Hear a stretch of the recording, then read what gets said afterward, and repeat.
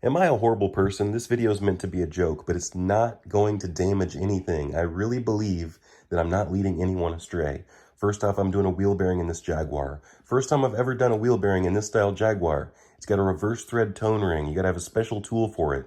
So long story short, I'm trying to make some kind of video out of this, and I'm getting artistic and creative, and I see this little tube of valve grinding compound, and I think, you know what, that would be funny if I trolled people, because all I'm really trying to do is show people that this is a lock nut, not a castle nut. It's spinning the ball joint stud. I could go in all kinds of detail and explain this. Even a brand new ball joint will spin the stud. Yes, there was a tiny little crack in the boot, but the ball joints were all tight.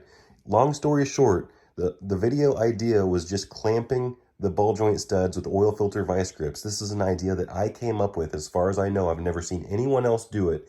Then you can use your impact on your swivel or whatever you choose to do. You don't always have this much access. Sometimes there's an axle going through there and you have to use wrenches. But I'm trolling on multiple levels. I'm using one size wrench too large. I'm moving extra slow. You know, I'm acting like I need to squirt a massive amount of valve grinding compound in this joint to move this nut around. And then I don't know how many thousands of people wanted to tell me just put a jack under it and use a pry bar. They're missing the point. All you need to do is use the oil filter vice grips. You don't need to use the valve grinding compound. I just put the valve grinding compound in there for the first time in my life. I've never used it before. I just did it to be funny. And then, you know, there's all kinds of people that are not understanding how a ball joint works. Like, I'm going to wear out the joint. It's a tapered fitting. Once you bolt it down, it's not moving. And this valve grinding compound is so thin. Some people might be putting anti-seize on these tapered shafts. I would think that's even worse than putting valve grinding compound on it. But I did knock it apart once to take a look, and it squeezed almost everything out. I didn't see really any remnants at all inside this tapered shaft. Just so you know, the ball in the socket is in the top, not the bottom, not the tapered part. The tapered part is fixed. Once you bolt it down, it's done. It's not moving.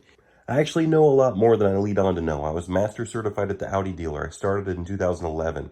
All the way back in 2009, I got 3 ASE certifications the first time I tried. Engine repair, steering, suspension, and brakes. I could have gotten a lot more, but I only needed 2 to get a raise at that time. Any more would not have helped me with my job. So as you can see, the other 2 ball joints I put 0 compound on. None on the tie rod end, none on the lower ball joint.